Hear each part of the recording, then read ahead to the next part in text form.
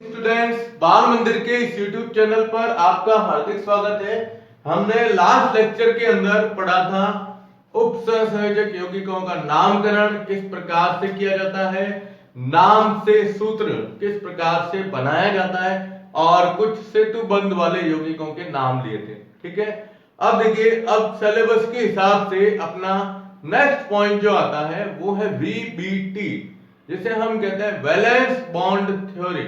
आप जानते हो, हमने 11th के अंदर भी इसके बारे में पढ़ रखा है, जिसे संयोजकता बंध सिद्धांत के नाम से जाना जाता है। और यह सिद्धांत जो दिया था वो पॉलिंग द्वारा दिया गया था। किसके द्वारा? पॉलिंग द्वारा। पॉलिंग जो थे, पॉलिंग ने अपना ये सिद्धांत प्रदर्शित किया। ठीक है, अब ये सिद्धांत क्यों आवश्यक है इसका कारण हमने 11th में भी पढ़ा है।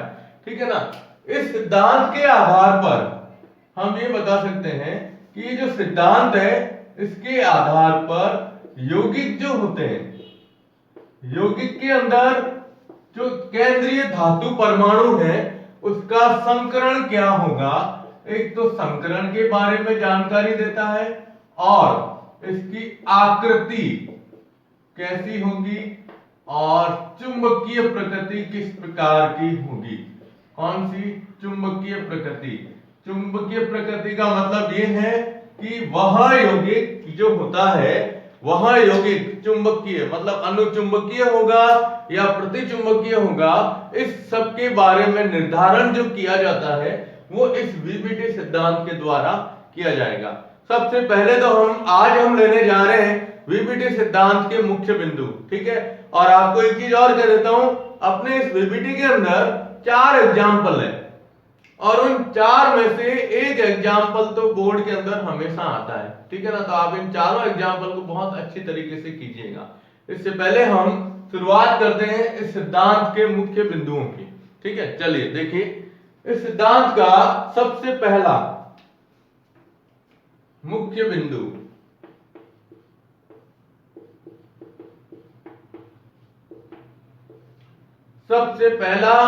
बिंदु ये है, ध्यान दीजिएगा कि जो केंद्रीय धातु परमाणु है, देखिएगा ये कह रहा है कि केंद्रीय धातु परमाणु अपनी ऑक्सीकरण अवस्था के आधार पर धनायन में परिवर्तित होता है। इसके लिए आपको क्या करना पड़ेगा, आपको जो यौगिक दिया गया है उस यौगिक का, उसमें केंद्रीय धातु परमाणु का ऑक्सीडेशन नंबर निकालना है। तो हमारा पहला पॉइंट यही कहता है कि केंद्रीय धातु परमाणु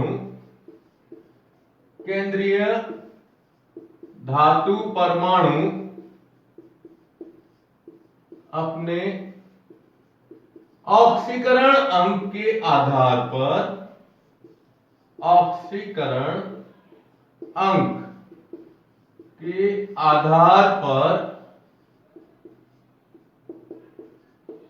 धनायन क्या करता है? धनायन का निर्माण करता है। क्या करता है? धनायन का निर्माण करता है। आप ऑक्सीडेशन नंबर कैसे निकालते हो ये आपको पहले बताया गया है। तो कोई भी यौगिक देंगे तो यौगिक के अंदर केंद्रीय धातु परमाणु का ऑक्सीकरण अंक निकाल दो। ठीक है, ऑक्सीकरण अंक निकालने के बाद फिर आप देखो कि उसमें कितना ऑक्सीकरण अंक आया है, उसके आधार पर हम उसके इलेक्ट्रॉनिक विन्यास को देखेंगे और इलेक्ट्रॉनिक विन्यास से इलेक्ट्रॉन को बाहर निकालकर उसके केंद्रीय धातु परमाणु का ऑक्सीडेशन नंबर के आधार पर क्या करते हैं? विन्यास दोबारा लिखा जाएगा। तो सबसे पहले हम यही कहते हैं कि केंद्रीय धातु परमाणु अपने ऑक्सीकरण अंक के आधार पर धनायन का निर्माण करता है। ठीक है, पहला पॉइंट ध्यान रखिएगा। दूसरा पॉइंट ये है, देखिए, वो ये कहता है कि यह आयन, अब ये जो आयन है, इस आयन के साथ में कौन जुड़ेंगे? लिगैंड जुड़ेंगे। क्या जुड़ेंगे? लिगैंड।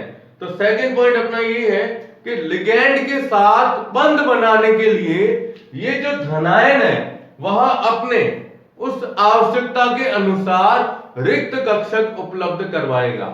वापस सुन लीजिएगा, ये कहता है कि यह आयन, देखिए, लिगैंड के साथ बंद बनाने के लिए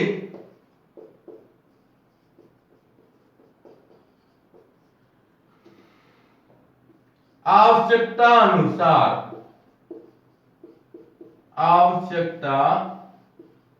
अनुसार रिक्त कक्षक उपलब्ध करवाता है।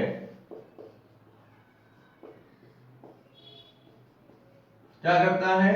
रिक्त कक्षक उपलब्ध करवाता है। हमें ये ध्यान रखना है कि जब ये आयन के साथ में कोई लिगैंड जुड़ना चाहेगा तो लिगैंड जुड़ने के लिए हमें रिक्त कक्षक की आवश्यकता होती है, और वह रिक्त कक्षक ये क्या करता है? धनायन के आधार पर, मतलब आयन के आधार पर उपलब्ध कराएगा। और कितने रिक्त कक्षक चाहिए उसके लिए हमें ध्यान में रखना है कि उस यौगिक के अंदर केंद्रीय धातु परमाणु की समन्वय संख्या कितनी है। किसकी? केंद्रीय धातु परमाणु जो होता है उसकी समन्वय संख्या। देखो इसमें हम लाइन लिखेंगे, जो एक्स्ट्रा पॉइंट में आएगी वो ये आएगी कि रिक्त कक्षकों की संख्या, रिक्त कक्षकों की संख्या यौगिक में समन्वय संख्या के आधार पर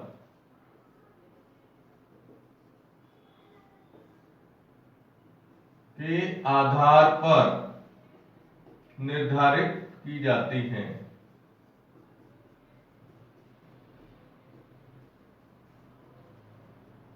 यानी केंद्रीय धातु परमाणु या जो ये आयन बना है वह आयन, ठीक है ना, उतनी ही संख्या में रिक्त कक्षक उपलब्ध करवाएगा जितनी संख्या में, यानी हम कह सकते हैं उस केंद्रीय धातु परमाणु के साथ में लिगैंड सीधे जुड़े हुए होंगे, या समन्वय संख्या कितनी है। जैसे मान लो किसी के अंदर समन्वय संख्या 6 है ना, तो 6 के हिसाब से वो 6 रिक्त कक्षक उपलब्ध कराएगा। किसी में 4 है तो 4, किसी में 3 है तो 3, या ज्यादा हो तो 8 तक की संख्या भी हो सकती है। ठीक है, तो वीबीटी क्या है?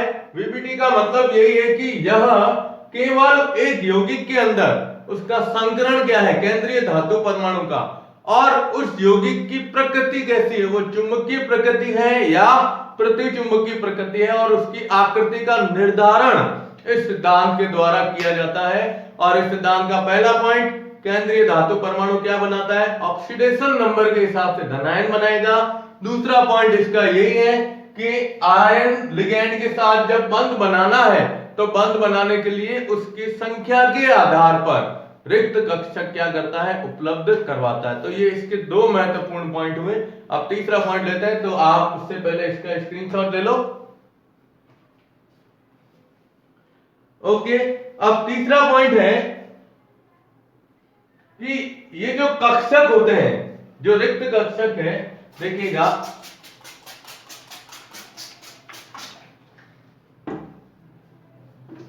तीसरा पॉइंट कहता है कि ये कक्षक क्या करेंगे? देखो इनका मुख्य रीजन या इसका मुख्य काम ये होगा कि ये अतिव्यापन करेंगे। जो दाता परमाणु है, जो इलेक्ट्रॉन इसके अंदर देता है, उसके साथ में देखिए तीसरा पॉइंट ये कहता है कि ये कक्षक दाता परमाणु, कौन से दाता परमाणु? जो इलेक्ट्रॉन दाता समूह है, जिसे हम क्या कहते हैं? लिगैंड कहते हैं। तो ये दाता परमाणु के इलेक्ट्रॉन के साथ क्या करते हैं?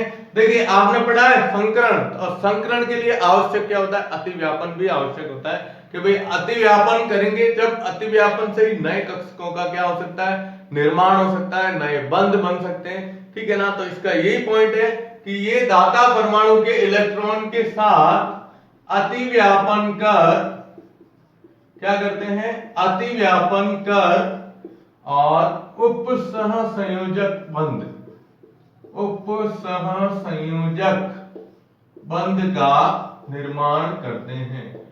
बंध का क्या करते हैं? निर्माण करते हैं। इसके ये ध्यान रखना है। यानी बंध कौन सा बनेगा इसमें? उपसहसंयोजक बंध। यानी जो हमारे पास रिक्त डी कक्षक हैं, उन रिक्त डी कक्षक जो होते हैं वह कक्षक दाता परमाणु के इलेक्ट्रॉन के साथ में अतिव्यापन कर एक जोड़ा होता है, पूरा एक इलेक्ट्रॉन युग्म के साथ में ये जुड़ता है और क्या करता है? उपसहसंयोजक बंध का निर्माण करता है। तो 3 पॉइंट तो ये हो गए, लेकिन सबसे महत्वपूर्ण पॉइंट है हमारा चौथा और पांचवा, उसी के ऊपर ये पूरा निर्धारण किया जाता है। तो देखिए चौथा पॉइंट सबसे महत्वपूर्ण है, वो ये है कि यदि संकरण में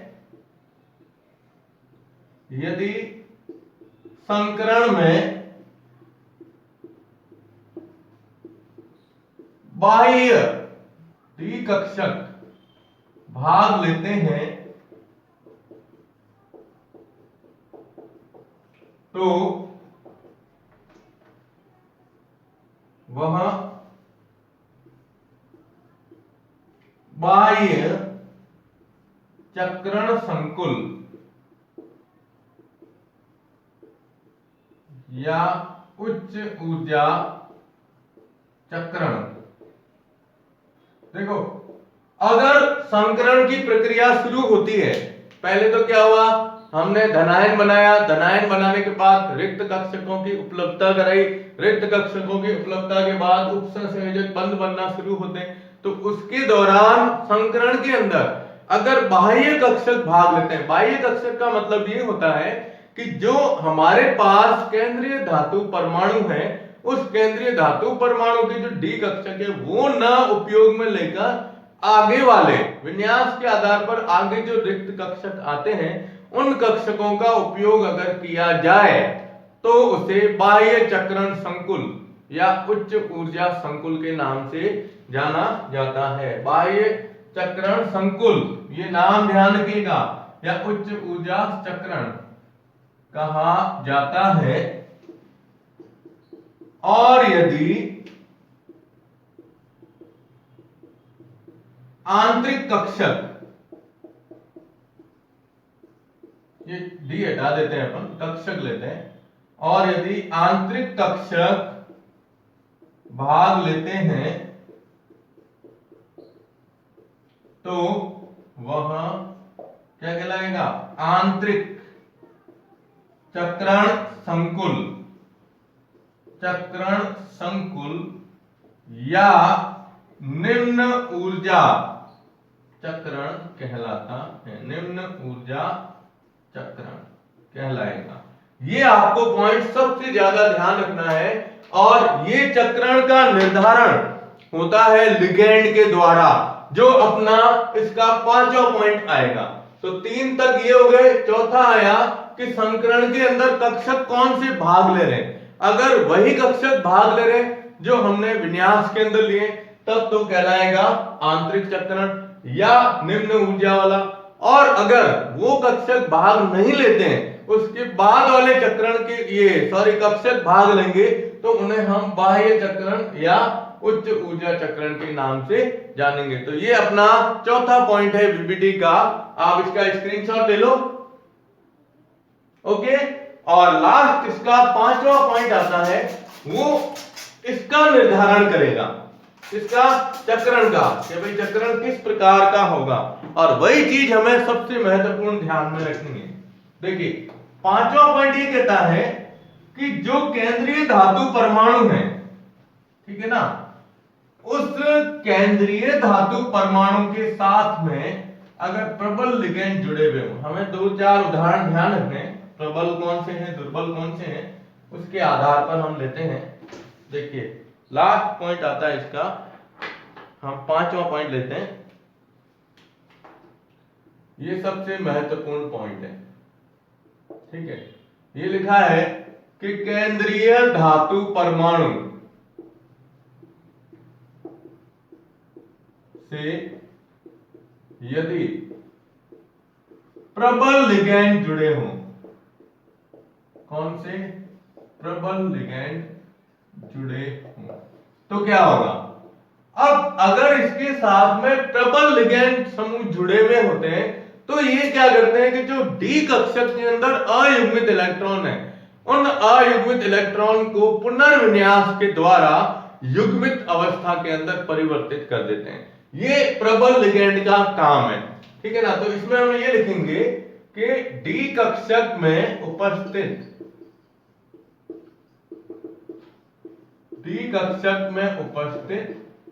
अयुग्मित इलेक्ट्रॉन को पुनर्विन्यास द्वारा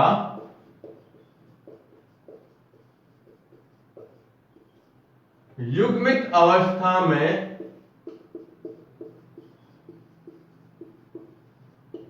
बदल देते हैं, जिससे रिक्त डी कक्षक आसानी से क्या हो जाएंगे, उपलब्ध हो जाते हैं। रिक्त डी कक्षक आसानी से उपलब्ध होंगे और उपलब्ध कौन से होंगे, उसी के। और उपलब्ध होंगे कौन से, जो हम रिक्त डी कक्षक भाग मतलब इसके अंदर जो हम विन्यास के अंदर जो डी कक्षक लिख रहे हैं वही कक्षक इसके अंदर क्या हो जाएंगे, हमें प्राप्त हो जाएंगे। तो इसमें कौन सा चक्रण होगा, आंतरिक चक्रण, आंतरिक चक्रण कहलाएगा। क्यों, क्योंकि उसी के कक्षक इसके अंदर भाग लेंगे। और इसी के साथ में आगे वाला पॉइंट ये है कि यदि दुर्बल लिगैंड जुड़े हों, अब प्रबल कौन कौन से हैं, तो एग्जाम्पल ध्यान रखिएगा इसके अंदर। एग्जाम्पल के अंदर एक तो आएगा NH3 अमोनिया और एक विशेष तौर पर है साइनाइड। ये दो होते हैं प्रबल लिगैंड के अंदर आते हैं। और दूसरा है कि यदि दुर्बल लिगैंड जुड़े हों, कौन से, दुर्बल लिगैंड जुड़े हों। अब दुर्बल लिगैंड है तो वह क्या करेंगे, इनको युग्मित अवस्था में परिवर्तित नहीं कर पाते हैं। तो यदि दुर्बल लिगैंड जुड़े हों तो वह अयुग्मित इलेक्ट्रॉन को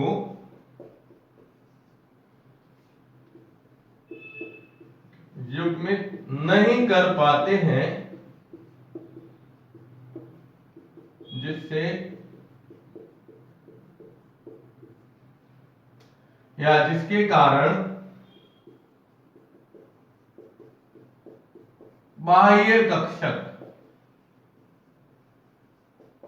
कौन से, बाह्य कक्षक संकरण में भाग लेते हैं।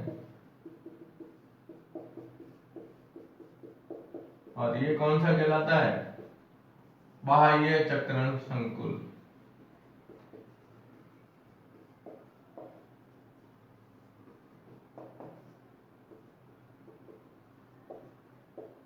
देखो ध्यान दीजिएगा,